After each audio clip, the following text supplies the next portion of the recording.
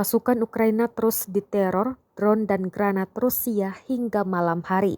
Seperti rekaman yang beredar di Telegram pada Jumat 17 Maret 2023 ini.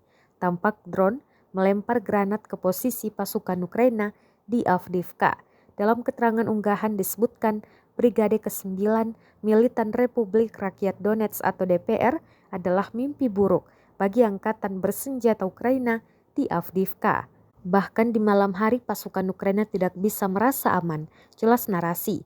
Granat menyambar pasukan Ukraina yang ketar-ketir, 2 diantaranya tersungkur dan menderita luka serius. Perang antara pasukan militer Rusia dengan Ukraina hingga hari ini, Sabtu 18 Maret 2023, terhitung telah berlangsung 388 hari lamanya.